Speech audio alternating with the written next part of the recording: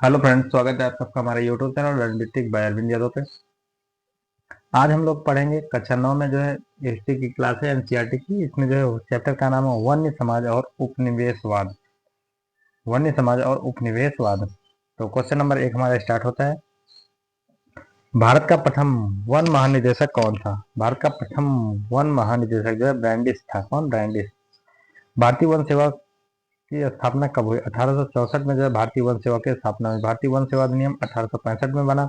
1906 में imperial forest institute की स्थापना कहाँ पे की गई थी? तो देहरादून में जो है 1906 में इंपीरियल फॉरेस्ट इंस्टीट्यूट की स्थापना की गई थी। हम्पीरियल फॉरेस्ट रिसर्च इंस्टीट्यूट कब स्थापित किया गया? तो 1906 में जो है स्थापित किया गया था। देहरादून इंपीरियल फॉरेस्ट इंस्टीट्यूट में जिस वन्य प्रणाली का अध्ययन कराया जाता था वह कौन सी थी? वैज्ञानिक वानिकी थी। सन 1600 में भारत की भूमि का कितना भाग कृषि पर अधीन था? 6ठा भाग। भारत में कौन अंग्रेज अफसर बाघ का शिकार करने के लिए प्रसिद्ध था? George Yule. Indravati tiger reserve किस राज्य में है? छत्तीसगढ़ में जो है इंद्रावती टाइगर रिजर्व है। जावा पर जापानियों के कब्जे से ठीक पहले किसने भस्म कर भीगो नीति अपनाई, जिसके तहत आरा मशीनों और सागौन के विशाल लट्ठों के ढेर जला दिए गए जिसमें जापानियों के हाथ न लग पाए जिससे जो है जापानियों के हाथ न लग पाए? तो किसने किया था? डचों ने। 1878 के अधिनियम में निम्न में से किस श्रेणी को शामिल नहीं किया गया था? प्रतिबंधित श्रेणी को जो है शामिल नहीं किया गया था। सबसे अच्छे जंगलों को क्या कहा जाता है? आरक्षित वन कहा जाता है। भारत में रेलवे नेटवर्क का तेजी से विस्तार कब हुआ? 1860 में जो है रेलवे नेटवर्क का सबसे तेजी से विस्तार हुआ। झूम खेती किस को अन्य नाम से जानते हैं? घुमंतू खेती के नाम से जानते हैं झूम खेती को। किसने महसूस किया कि लोगों को संरक्षण विज्ञान में प्रशिक्षित करना, जंगलों के प्रबंधन के लिए एक व्यवस्थित तंत्र को विकसित करना होगा? ब्रैंडिस ने। जंगलों में खाना पकाने और रोशनी के लिए लोग तेल कहाँ से प्राप्त करते थे? महुए के फल से। निम्न में से किसे जो है अपराधी कबीला नहीं कहा जाता? संथाल को जो है अपराधी कबीला नहीं कहा जाता है। निम्नलिखित में से कौन कुशल वन काटने वाले समुदाय वालों का एक समुदाय है? जावा के कलांग। जावा के कलांग।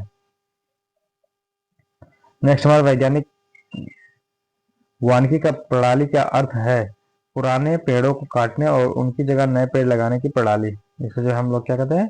वैज्ञानिक वानिकी प्रणाली। नेक्स्ट हमारा ब्लेंडो गैडियनेस्ट गैडियनेस्टेन की प्रणाली क्या थी? पहले जमीन पर लगान और फिर छूट। कंगालों ने डचों का विरोध 1770 में किया। कंगालों ने जो है डचों का विद्रोह जो है कलांगों ने जो डचों का विद्रोह 1770 में किया। डचों ने इंडोनेशिया में वन प्रबंधन कहाँ शुरू किया था? कहाँ पे? जावा में शुरू किया था।